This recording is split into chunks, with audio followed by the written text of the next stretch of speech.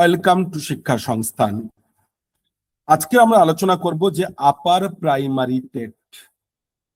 এই upper primary টেটের notification কবে আসবে, ফর্ম ফিল আপ কবে হবে, কারা পরীক্ষা দিতে পারবে, পরীক্ষার ফুল প্যাটার্ন কি, পরীক্ষা কত মার্কসের, কত ঘন্টা থাকবে, এবং পরীক্ষার কি কি পড়বেন, কি কি সিলেবাস নয়, কি কি মেন টপিক পড়বেন, আপনার স্ট্র্যাটেজি কি, প্ল্যান কি, স্ট্রাকচার কি হবে। ভিডিওটি অবশ্যই বড় হবে, কিন্তু ডাব্লিউবি আপার প্রাইমারি টেট যারা এবারে দেবেন তাদের জন্য যথেষ্ট গুরুত্বপূর্ণ। তাই প্রথমে আসি নোটিফিকেশন কবে আসবে। দেখুন, এই নিয়ে দীর্ঘদিন ধরে চলছে, এই এলো আপার প্রাইমারি টেট নোটিফিকেশন, এই এলো, কিন্তু লাস্ট গত কিছুদিন, দু একদিন আগে কর্মসংস্থান এবং পশ্চিমবঙ্গের অন্যান্য পত্র পত্রিকায় মাধ্যমে জানাচ্ছে যে দুর্গাপুজোর আগে 2026 সালে আপার প্রাইমারি টেটের নোটিফিকেশন আসতে চলেছে। এবারে যদি দুর্গাপুজোর আগে হয় তাহলে কবে? দুর্গাপুজো এবছর অক্টোবর মাসে 15 তারিখের পরে, তাহলে কিন্তু অক্টোবরের আগে মানে প্রবাবিলিটি সেপ্টেম্বরে নোটিফিকেশন। আমরা জানি যে সেপ্টেম্বরে যদি নোটিফিকেশন অ্যাডভার্টাইজমেন্ট হয় তাহলে কিন্তু তার পরে ফর্ম ফিল আপ শুরু। এর আগে 2022 সাল এবং 23 সালে প্রাইমারি টেটের ক্ষেত্রে আমরা দেখেছি এইরকম সেপ্টেম্বরে নোটিফিকেশন অ্যাডভার্টাইজমেন্ট করেছিল তৎকালীন প্রাথমিক শিক্ষা পর্ষদ এবং ডিসেম্বরের মধ্যে পরীক্ষা নিয়েছিল। তাই এবারে যদি পুজোর আগে নেয় আপার primary TET school service commission, তাহলে ডিসেম্বর 2026 বা জানুয়ারি ফেব্রুয়ারি 2027 মধ্যে পরীক্ষা হওয়ার সম্ভাবনা কিন্তু 99% চান্স রয়েছে বলে আমাদের দৃঢ় বিশ্বাস এবং ধারণা, বিশ্লেষণ থেকে যেটুকু বুঝতে পারছি। তাই নোটিফিকেশন এলেই কিন্তু তারপরে পরে ফর্ম ফিল আপ এবং পরীক্ষার প্রবাবিলিটি ডেট বললাম। তো যারা আপার প্রাইমারি টেটের জন্য লক্ষ্য, যাদের একমাত্র প্রস্তুতির ভাবছেন, তাদের জন্য বলি এবারে এই আপার প্রাইমারি টেট মূলত কোন ক্লাসের? না, ক্লাস 6 to 8 এর জন্য। ক্লাস 6 থেকে 8 এর পড়ানোর জন্য, ষষ্ঠ থেকে অষ্টম শ্রেণীর জন্য কিন্তু এই আপার প্রাইমারি টেট হয়। পশ্চিমবঙ্গে এর আগে একবারই হয়েছে, এবারে সেকেন্ড আপার প্রাইমারি টেট এক্সাম হবে। এটা কন্ডাক্ট করে কে? না, the central school service commission তথা এসএসসি ওয়েস্ট বেঙ্গলের। এই আপার প্রাইমারি টেটে টোটাল কত ঘন্টা থাকে? না, 2 ঘন্টা 30 মিনিটের পরীক্ষা হয় এবং এমসিকিউ প্যাটার্নে। আপার প্রাইমারি টেটের কিন্তু সিলেবাস বা প্রাইমারির কোনো চেঞ্জ হওয়ার জায়গা নেই, কারণ এদের নির্দিষ্ট এনসিটির প্যাটার্ন অনুযায়ী এবং এনসিআরটির রেগুলেশন অনুযায়ী এটা হয়। তাই যদি 2 ঘন্টা 30 মিনিটের টাইম কত বললাম, এবার কোশ্চেন কোটা না 150টি, প্রত্যেকটি প্রশ্নের জন্য 1 মার্কস, 150 মার্কস তথা 150 নম্বরের ডাব্লিউবি আপার প্রাইমারি টেটের পরীক্ষা। এবার অনেকের প্রশ্ন যে স্যার টেটের পরে কি সাবজেক্ট হবে?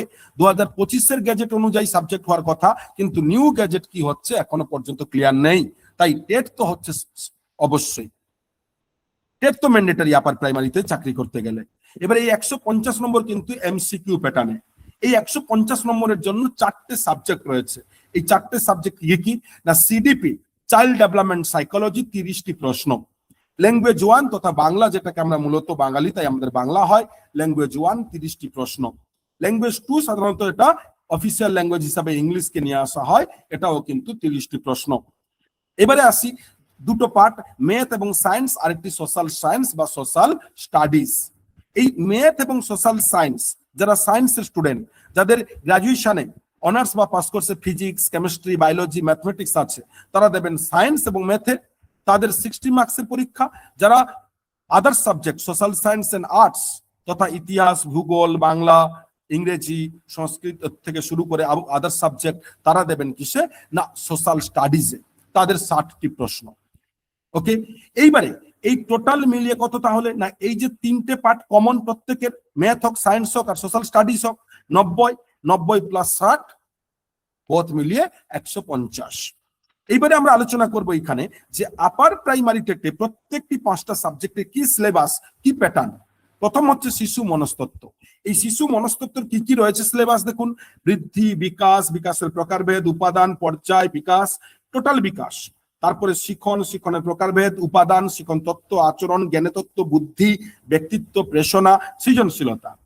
এই যে টোটাল পার্টটা বললাম, এইগুলো কিন্তু পুরোটাই কার সিলেবাস? না, সিডিপি চাইল্ড ডেভেলপমেন্ট সাইকোলজি।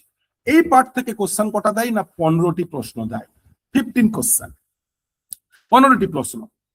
ওকে, 30-এর মধ্যে টোটাল সিডিপি 30, তাহলে 15টি। আর 15টি কোন এরিয়া থেকে আসে? না, আর 15টি এরিয়ার জন্য তার নাম হচ্ছে পেডাগোজি। এই পেডাগোগি এরিয়ার কি কি সিলেবাস, কি এরিয়া রয়েছে না, পেডাগোজির জন্য যে এরিয়া রয়েছে তা দেখুন, আমরা দেখে নেবো পেডাগোজি বা বিএড লেভেল।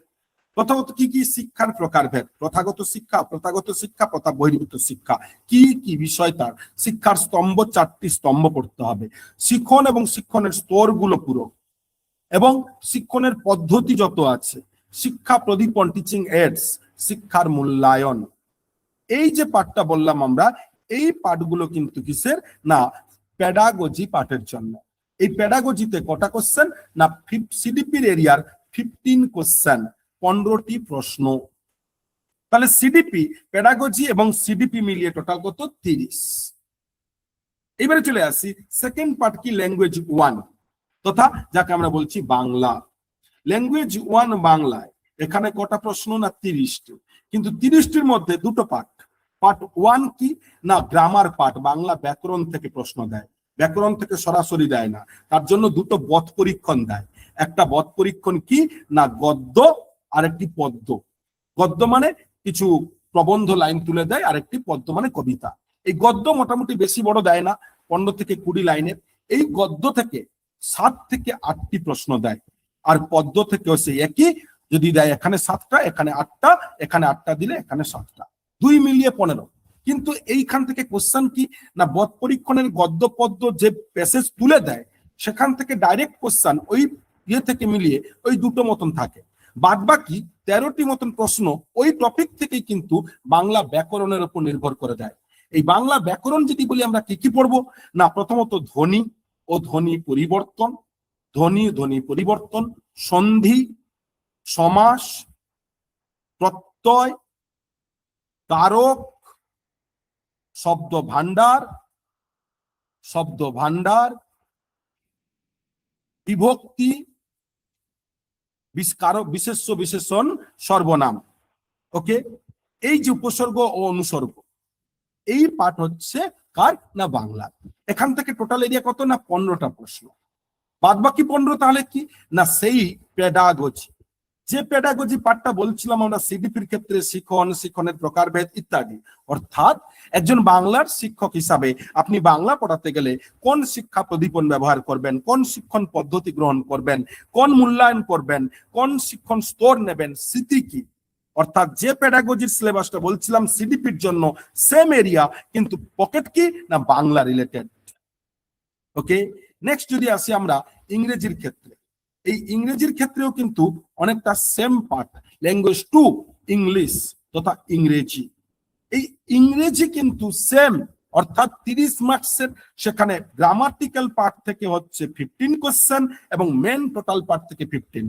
এই আরেকটি তাহলে কি মেন পার্ট যেটা 15 বলছি, এখানেও এই সরি পেডাগোজি, এই গ্রামাটিক্যাল পার্ট 15 থেকে কি কি দেয়, সেম কম্প্রিহেনশন তথা বোধ পরীক্ষণ, বাংলার যেমন সেই রকম কিন্তু এখানে শুধু ইংরেজিতে থাকে। এই কম্প্রিহেনশন দুটো, একটা প্রোজ একটা পয়েম, সেম প্রোজ বা পয়েম থেকে এটা দিলে 8 বা 7 বা 8, সেম প্রোজ এন্ড পয়েম থেকে ডাইরেক্ট কোশ্চেন দুটো মতন, বাদ বাকি 13টা মতন কোশ্চেন গ্রামাটিক্যাল পার্ট। এই গ্রামাটিক্যাল পার্টের কোন কোন জায়গা থেকে কোশ্চেন দেয় না, এখানে কোশ্চেন দেয় গ্রামাটিক্যাল পার্টের, সেটা হচ্ছে vocabulary, tense, preposition, be verb, tense, okay, sentence construction, and antonymy and synonym। এই পার্ট মিলিয়ে কিন্তু 15 গ্রামাটিক্যাল পার্ট আর 15 পেডাগোজি, সেম পেডাগোজি, যে ইংলিশ ল্যাঙ্গুয়েজ আপনি কিভাবে পড়াবেন, কোন টিচিং মেথডস ইউজ করবেন এটসেট্রা। এবারে আসি কি না সায়েন্স এন্ড সোশ্যাল সায়েন্স। প্রথমত সায়েন্সের এরিয়া, এখানে সিলেবাসে ম্যাথের যে পার্টটা কম্পিটিটিভে থাকে mainly average, fraction, number system etcetera. 2 biology, 3 physical science, physics chemistry, এই 3 মিলিয়ে কিন্তু সায়েন্সের 60 টোটাল 60, কিন্তু 60-র মধ্যে এই 3 মিলিয়ে কটা না 40টি প্রশ্ন, পেডাগোজি আবার 20টি প্রশ্ন। এইবারে চলে আসি, এ তো গেল সায়েন্সের এরিয়া। এবারে সোশ্যাল স্টাডিজ, যাদের সাবজেক্ট আমরা আগেই বলেছি কি না আর্টস এবং সোশ্যাল সায়েন্স, তাদের কি কি না তাদের জন্য যে এরিয়া থাকছে তা কি কি? নাম্বার 1, ইতিহাস, প্রত্যেককে যে সাবজেক্ট হোক ইতিহাস পড়তে হবে, ভূগোল পড়তে হবে এবং ভারতীয় সংবিধান। এই 3 মিলিয়ে কিন্তু সেম 60, কিন্তু 60-এর মধ্যে মেন এরিয়া থেকে 40, এই 3 মিলিয়ে পেডাগজি সেম 20, ইতিহাস ভূগোল পড়ানোর জন্য কোন টিচিং মেথড এটসেট্রা। এবারে এই ইতিহাস ভূগোল থেকে মেন কোশ্চেন কিন্তু প্রায় 35 থেকে 36টা, আর বাদ বাকি 3-4টে সংবিধান। এই গেল আমাদের ফুল সিলেবাস। এইবারে কথা হচ্ছে কারা পরীক্ষায় বসতে পারবে বলুন তো? আমরা প্রথমেই বলেছি যাদের ডিএলএড এবং বিএড আছে।